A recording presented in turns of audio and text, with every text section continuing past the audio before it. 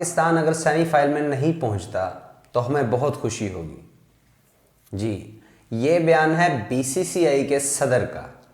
जो BCCI board के chairman हैं उनका यह बयान है कि अगर पाकिस्तानी टीम सेमीफाइनल में नहीं पहुंचती तो हमें बहुत खुशी होगी।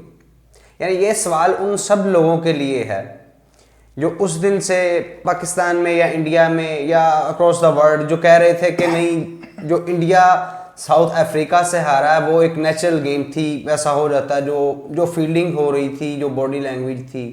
हम उस दिन भी यही बात कर रहे थे कि आपकी इंटेंशन शो हो रही है। अब मुझे ये बताएं, वो जो बीसीसीआई बोर्ड के सदर हैं, जो चेयरमैन हैं, वो क्या वो कोई आम मजदूर या कोई गली के आम इंसान थोड़ी हैं कि वो अगर कोई बात करेंगे तो हम उसे रेफरेंस के तौर पे बता नहीं सकते। यानी कि सबसे ताकतवर बोर्ड है इंडिया का।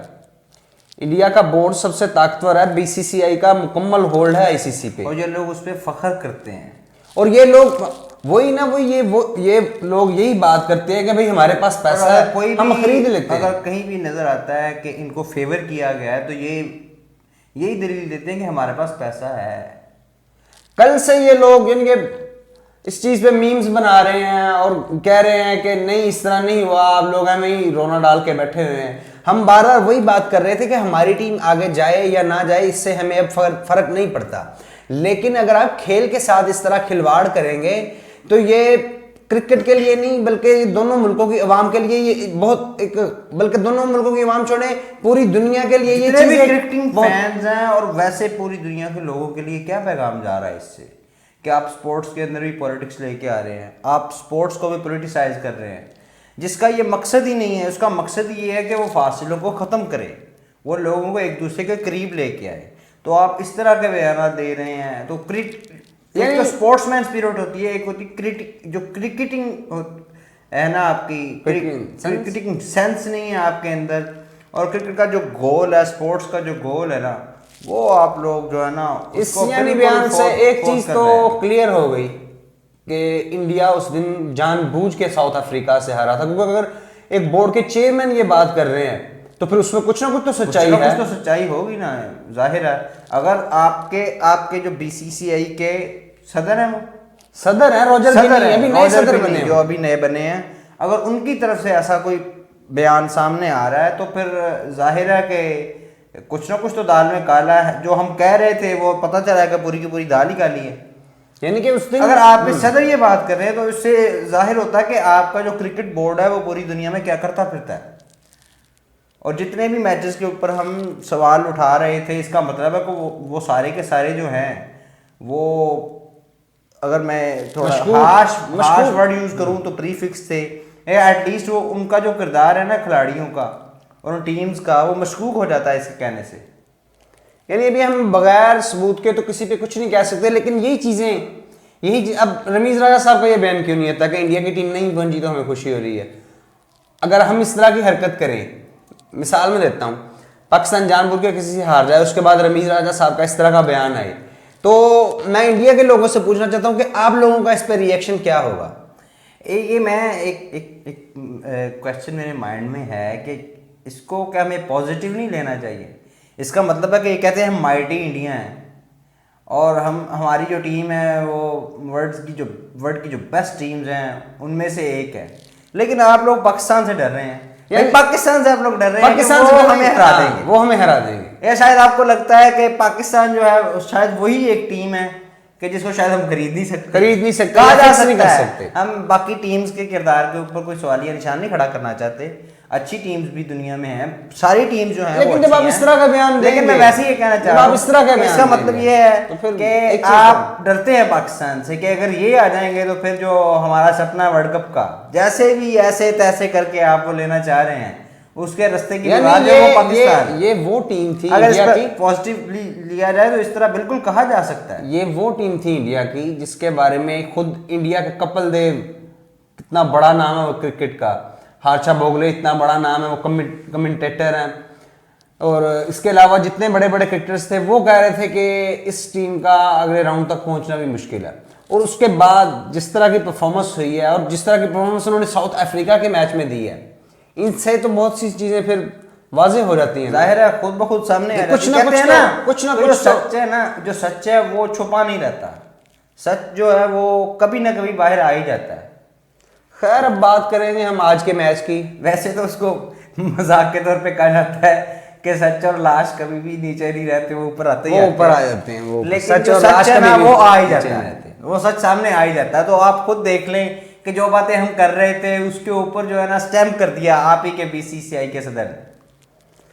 खैर बात करेंगे आज के मैच की जो था ऑस्ट्रेलिया और ऑस्ट्रेलिया अफगानिस्तान के बीच, अफगानिस्तान। और उसके बाद बात करेंगे कल के मैच की जो कि ग्रुप बी के लिए इम्पोर्टेंट है। आज का जो मैच था वो ग्रुप ए की तीनों टीम्स के लिए ही इम्पोर्टेंट था। खैर ये कि न्यूजीलैंड ने अच्छे मार्जिन से जीता है आयरलैंड से, और जब ऑस्ट्रेलिया और अफगानिस्तान का मैच अभी हो ही रहा था तो उसी के बीच वो क्वालिफाई कर गए थे, जब वो एक खास लिमिट वो जो ऑस्ट्रेलिया को चाहिए था ना, 118 नहीं runs वो के वाला अंदर सीन वो होती contain है। अगर करते हाँ, तो उनकी वो एक अलग सीन हो सकता था, लेकिन ये कि वो इसी के दौरान क्वालिफाई कर गए थे। और अभी ये है कि ऑस्ट्रेलिया जो है वो भी पाकिस्तान जैसा उनका हाल है कि वो भी अब दूसरों पे रिलाय करने के लिए बैठे हुए हैं। यही इश्यूज आते हैं जब आप स्टार्ट के मैच में ही अगर इतनी बुरी परफॉर्मेंस देंगे, जैसे पाकिस्तान के साथ भी ऐसा ही हुआ था 2019 में कि पहले मैच के अंदर ही इन्होंने कुछ 13-14 ओवर्स में शायद इंडीज के खिलाफ हुआ था, चेज करवा दिया था। तो उसके बाद पाकिस्तान ने बड़ी बड़ी टीमों को हराया, न्यूजीलैंड को हराया, इंग्लैंड को हराया था। न्यूजीलैंड को इतनी वो खतरनाक किस्म की पिच थी जिसके ऊपर पाकिस्तान ने न्यूजीलैंड को हराया था। इंग्लैंड को जो वो बाद में hot वर्ल्ड चैंपियन favorite भी थे, बने हैं, बाद में वर्ल्ड चैंपियन भी वही बने थे। उनको हराया था। साउथ अफ्रीका को हराया था हमने, लेकिन फिर भी वो वही रन रेट का इशू आया और पाकिस्तान की टीम बाहर हो गई।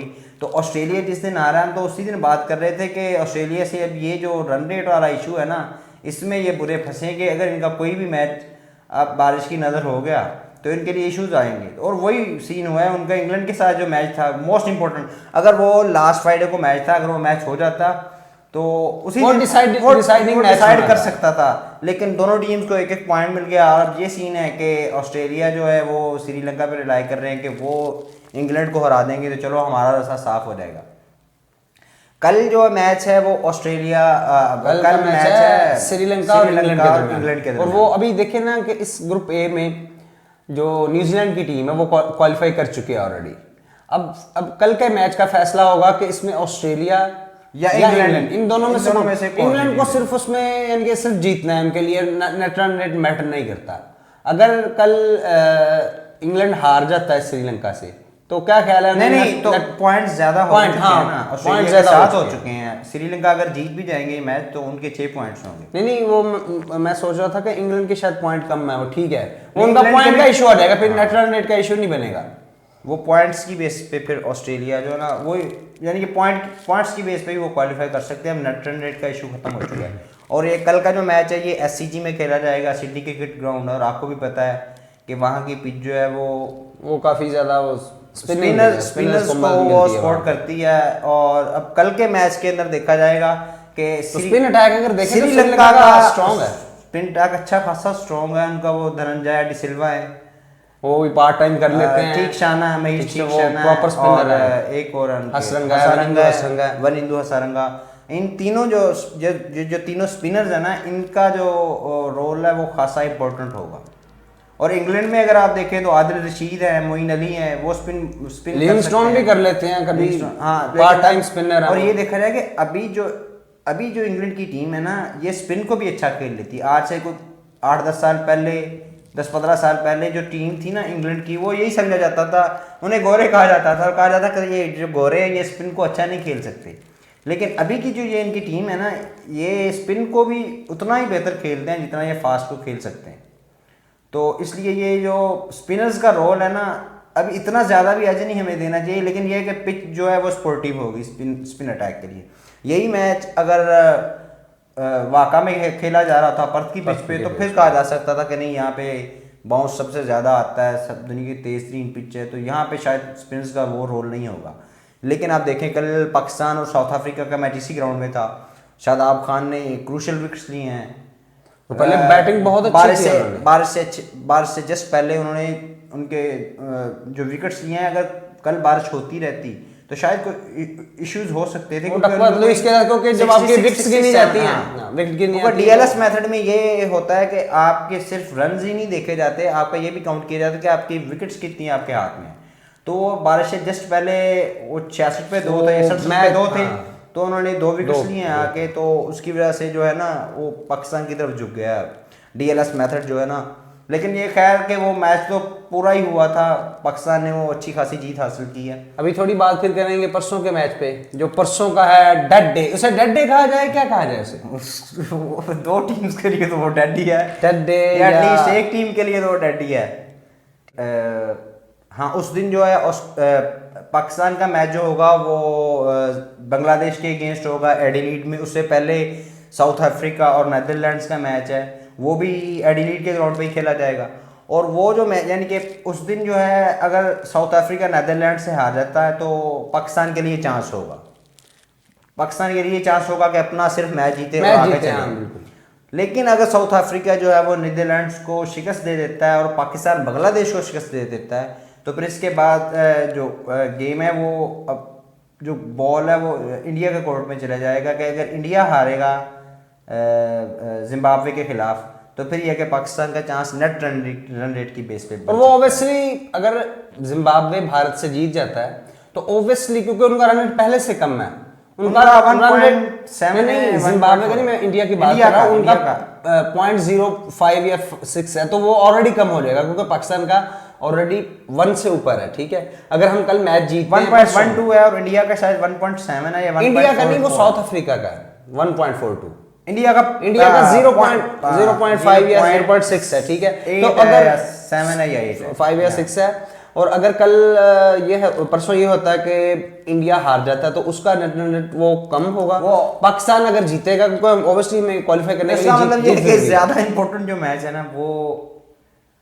इंडिया वाला ही बन जाएगा, क्योंकि अगर वो इंडिया हारता है तो फिर रन रेट की बेस पे पाकिस्तान ऑलरेडी हाँ बिल्कुल, अगर पाकिस्तान बांग्लादेश से जीतेगा तो जाहिर है इनका ये है कि हमारे पास 2 चांस होंगे उस दिन, या तो नीदरलैंड जो है वो साउथ अफ्रीका से जीत जाए या वो मैच बारिश की वजह से खराब हो जाए। लेकिन उसका इशू ये बन सकता है कि उसी ग्राउंड में पाकिस्तान का भी मैच है, जहां नीदरलैंड और साउथ अफ्रीका का मैच है वहीं पाकिस्तान और बांग्लादेश का मैच है। और अगर बारिश होती है इतनी ज्यादा कि मैच ना हो सके तो उसका ऑब्वियसली इफेक्ट पाकिस्तान पर भी पड़ेगा। तो अगर पड़े तो पाकिस्तान तो फिर बाहर हो जाएगा, क्योंकि साउथ अफ्रीका के 6 पॉइंट्स हो जाएंगे, पाकिस्तान के 5 पॉइंट्स रह जाएंगे। तो लेट्स होप फॉर बेस्ट के पाकिस्तान कुछ अच्छा परफॉर्म करें और बाकी टीम जो है वो भी हमारी कुछ हेल्प करे।